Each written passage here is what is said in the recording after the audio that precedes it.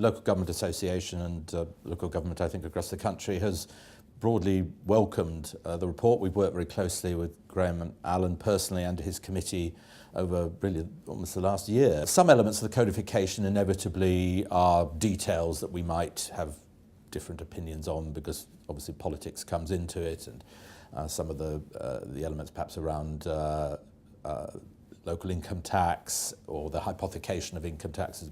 Local government doesn't have a common view on that. But the idea of enshrining in law the powers and the right of local government to be independent from national government is something we absolutely agree with.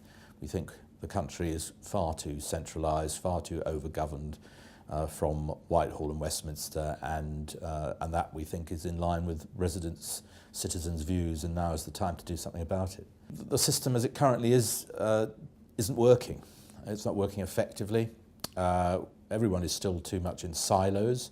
I'm not saying local government is perfect on that, but national government is set up so that each department is answerable independently, and that means that officials are not encouraged to work together across, actually focusing on the needs of citizens rather than the needs of structures. And that is part of the sort of DNA of government, and we need to cut through that, break through that. We also know, frankly, that the citizen trusts the local level more than it trusts the national level.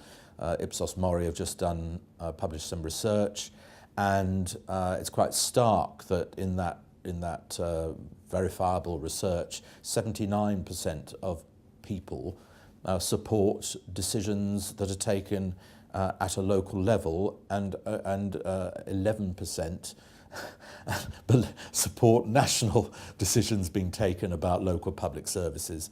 And that tells you that, the closer to people decisions are taking, the more trust they have in them, and indeed the more likelihood they can actually have an impact on them and change them because of their own feelings. If you believe that locally elected people should lead their communities, then that's not a part-time job. And it's also something you can't just leave to people who are either retired and on a pension, or frankly are well off.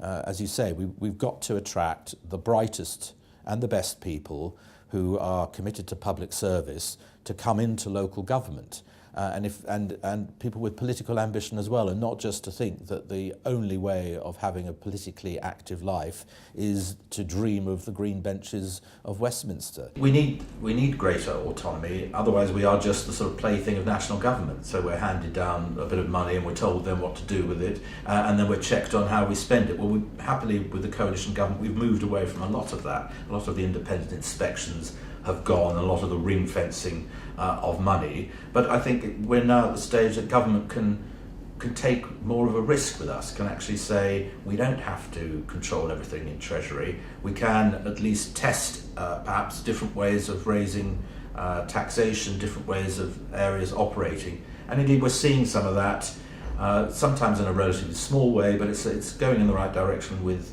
the city deals and the bids that areas have put into government for those freedoms, for those flexibilities.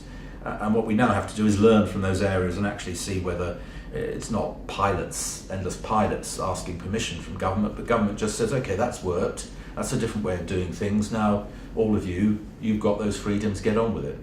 If government does turn its back on the Select Committee's report and indeed the other work that's going on, well, government will have to explain why that's the right thing for this country, and we'll continue to be fighting hard, and we'll fight hard, no doubt, through to the next election, and in political parties we'll be having those internal debates as well, because this isn't simply being driven by local government as a sort of as a sector, but actually there's a political drive to it in all three of the main political parties as well.